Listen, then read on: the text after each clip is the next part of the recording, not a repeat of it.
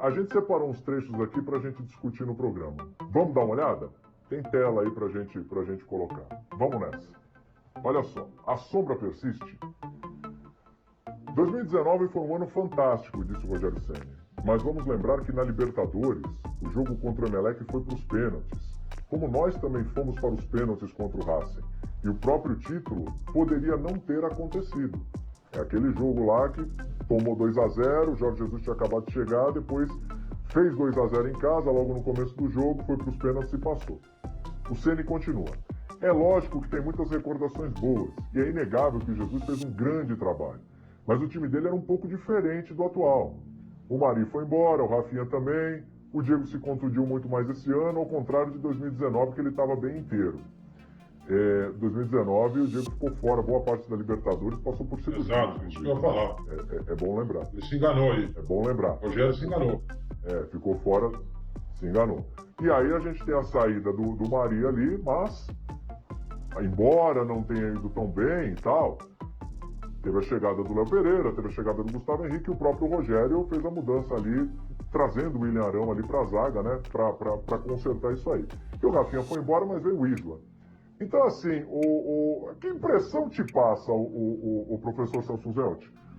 Que há uma certa coisa de pegar o que foi o Jorge Jesus e tentar no mundo do ser, no mundo da hipótese, colocar que, apesar de ter sido mágico, flertou com uma série de coisas, uma série de riscos, para poder dar uma compensada no trabalho dele agora, o professor?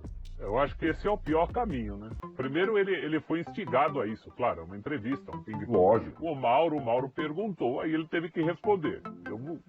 Claro que ele tem que se defender, mas eu acho que o jeito que ele está se defendendo não é o melhor.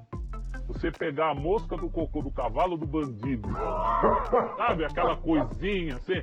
Imagina aquele filme de Bang Bang, tem a mosca do cocô do cavalo do bandido, para dizer que o trabalho do Jesus não foi essas coisas, não é muito estratégico da parte do Rogério. E ele não ficou só aí, não.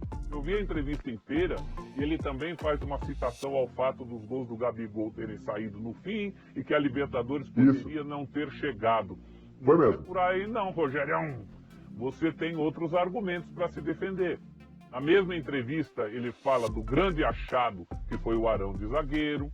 Ele fala de outras dificuldades muito mais pertinentes e palpáveis. É complicado, essa sombra tem mesmo, qualquer um que assuma o Flamengo vai ver o sarrafo lá em cima e vai ter que vir com a varinha. Então, ou você dá o teu salto, ou justifica até algumas coisas do seu próprio salto. Não queira dizer que não é bem assim, que perdeu aquele jogo para o Emelec, que podia não ter acontecido nada. Aí eu acho que ele foi mal. Eu não vou ser tão crítico à entrevista dele como foi, por exemplo, o Renato Maurício Prado. Quem achar que eu estou sendo ameno, dê uma olhadinha. O Renato Maurício bateu muito mais no Rogério do que isso. Mas eu faço essa observação. Eu acho que ele está indo por um caminho errado. Tentar diminuir os méritos da passagem do Jesus não é estratégico. O cara teve mais título do que derrota. Ponto. Isso ninguém vai mudar. Então vamos por outro. Vamos falar das dificuldades que tivemos, que estamos tendo. Vamos valorizar os nossos acertos. Mas se quiser bater de frente com o Jesus, é dessa parada. O amendoim paleta. Oi, era pra você mesmo. Vai lá, garoto. Deixa eu falar um negocinho pra você. O Domi não tinha dito coisa semelhante? Ah, mas precisa ver como é que foi, como é que classificou, ganhou, mas ganhou. Ah, é, porque os gols saíram no final contra o River Plate. Pô, o jogo tem quanto tempo? Ah, no mínimo 45/45, no mínimo. Ué, os gols foram ilegais? Os gols Também foram não. fora do tempo normal? O Flamengo obrigou o River Plate a mudar o seu estilo de jogo naquela partida. É difícil alguém entender isso? O Flamengo era tão bom, que o treinador, que é muito bom, o do River Plate, o Munheco Gajardo, o que ele fez? Recuou o time, trouxe o time aqui para marcar o time do Flamengo. Marcou a saída de bola do Flamengo com as dificuldades que ele tinha, porque ele sabia que o Flamengo com a bola no chão ia dar um vareio no time do River Plate. Será que é difícil a gente compreender isso? Será que é difícil entender que o trabalho do outro foi maravilhoso e que o dele pode ser maravilhoso também, se ele ganhar de novo a Libertadores da América? É difícil alguém entender isso? Gente, é só uma questão de compreensão. O Domi falou a mesma coisa e a torcida ficou uma onça com ele. Aí o Rogério Ceni, que já não tem uma paz duradoura com a torcida do Flamengo, mesmo ganhando o Campeonato Brasileiro, o que a torcida do Flamengo fala? Muito obrigado, mas fora Ceni. Não é isso que a gente lê toda hora na internet? E se posiciona dessa forma? Tem que ter um pouco. O Rogério Ceni é um cara inteligentíssimo. Um cara de uma capacidade intelectual tremenda. Entrar nisso? Não, ele já construiu. A sombra do Jorge Jesus, ela é imensa na Gávea. Ou na Gávea ou no ninho do urubu. É imensa. Ela atormenta qualquer treinador que passar por lá. Isso é inegável e vai continuar sendo assim. Porque o Flamengo teve marcas, como disse o professor, acima do normal. E quem não tiver essas marcas vai ficar com a comparação. É só isso. É só isso. E outra coisa, o Diego se machucou no jogo de ida contra o Emelec, tomou aquele pisão no tornozelo e teve a fratura no tornozelo. No jogo de volta, ele já tinha feito a cirurgia e ele ficou fora o restante da Libertadores da América. Puxa vida, gente, às vezes eu fico aqui pensando, eu julgo pessoas inteligentes, mas quando eu escuto, quando leio, quando vejo uma entrevista dessa, eu fico me desafiando. É um desafio para mim mesmo, entendeu? Porque não é lógico, não é racional que se diga isso.